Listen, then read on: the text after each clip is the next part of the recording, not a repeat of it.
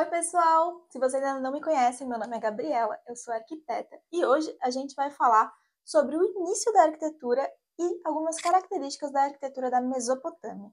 Então vamos lá. Como foi que surgiu a arquitetura, né? A partir de que momento da história ela aparece?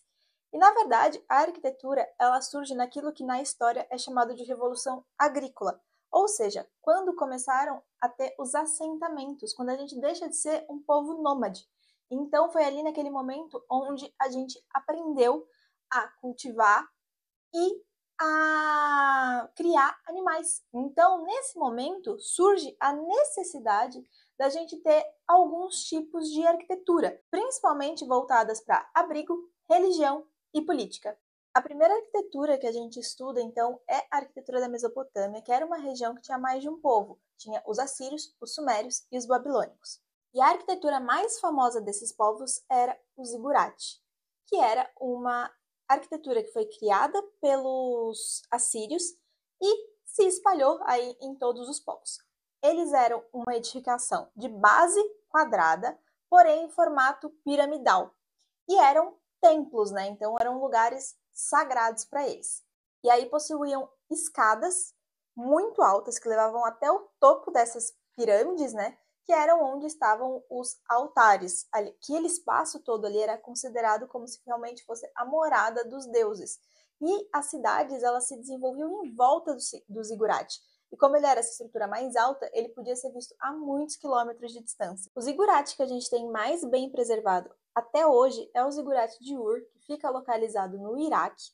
Ele foi construído provavelmente ali entre 2100 a.C. e foi descoberto em 1920. Ele possuía 7 terraços, porém nas ruínas só foram conseguidos encontrar 3. E o zigurate mais famoso de toda a Mesopotâmia é aquele conhecido como Torre de Babel. Porém, o nome dele correto é Etemananki. É um nome um pouquinho complicado. E ele era dedicado ao deus Marduk da Babilônia. Esse nome significa fundação do céu e da terra. E ele foi utilizado, esse zigurate, como inspiração para a Torre de Babel, que está na história da Bíblia. Ele foi construído por Hammurabi e depois ele foi restaurado pelo Nabucodonosor no século 7 a.C. Então, como todos os zigurates, ele possui essas escadas, né, que levavam até o topo. Ele tinha também 7 andares e 91 metros de altura. E exatamente devido à sua altura, ele era, além de um templo, um centro de observação astronômica. Então, os escribas faziam ali as suas observações e escreviam em argila todas elas. E o mais curioso é que já nessa época eles conheciam, além do Sol e da Lua, Vênus, Mercúrio, Marte, Júpiter e Saturno. E o Etemenanquim ele acabou sendo demolido em 331 a.C. por ordem de Alexandre o Grande. Ele tinha planos, na verdade, de demolir e reconstruí-lo, porém, logo em seguida ele acabou falecendo e os planos de reconstrução não foram seguidos pelos seus sucessores. Uma coisa muito legal também da gente perceber é que a Babilônia era uma das cidades mais ricas do mundo. Na verdade, ela era a cidade mais rica do mundo. E junto com Ur, Nínive e Jericó, ela foi uma das primeiras cidades do mundo. E ela era uma cidade extremamente planejada. Ela foi escavada entre 1899 e 1917. E foi na cidade da Babilônia que em 570 a.C., o Nabucodonosor II construiu os Jardins Suspensos da Babilônia, que são uma das maravilhas do mundo antigo. O Jardim Suspenso da Babilônia, ele era um zigurate, então, com 7 terraços, e nesses terraços ele possuía diversas espécies de plantas, inclusive plantas frutíferas, e todas elas eram irrigadas ali pelo rio Eufrates. Os pavimentos eram apoiados por colunas imensas que dizem que chegavam a ter 100 metros de altura. E o mais interessante de tudo isso é que ele foi construído, segundo aí a história, por motivos românticos. Então dizem que ele construiu para sua esposa, porque ela não era natural ali daquela região e ela falou que sentia muita falta da vegetação da terra natal dela. Então ele construiu para trazer um pouco dessa vegetação ali para ela. E das 7 maravilhas do mundo antigo, o Jardim Suspenso da Babilônia é a que se tem menos registros e vestígios.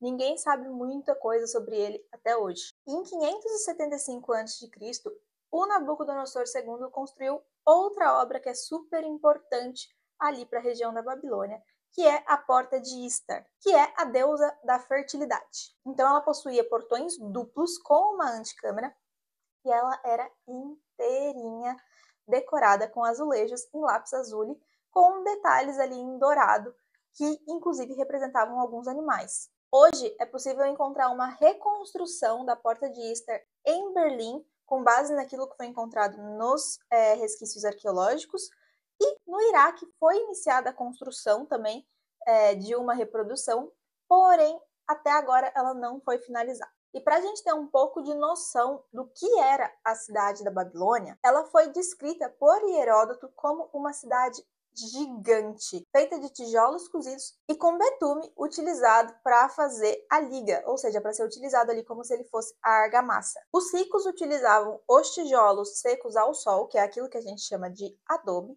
e a parte de cima das casas era uma laje que servia como um cômodo extra e ela era acessada por uma escada. Já os mais pobres, eles utilizavam construções de junco. Normalmente as famílias elas eram responsáveis pela construção das suas próprias casas. E como eram essas casas, né? A casa que realmente eram as residências.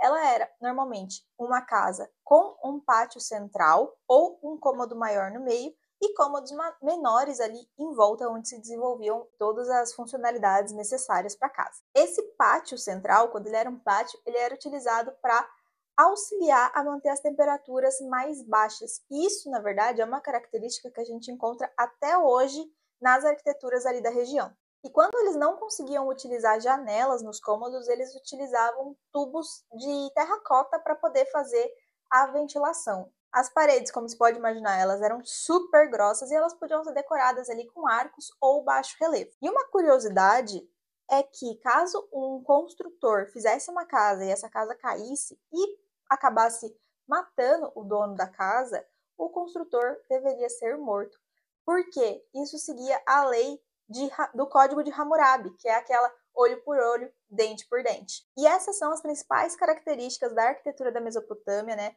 Foi onde realmente aí começamos a poder estudar a arquitetura, é a nossa primeira parada na história da arquitetura. E eu espero que vocês tenham gostado, então não esqueça de deixar o seu like, de se inscrever aqui no canal e até a próxima. Tchau!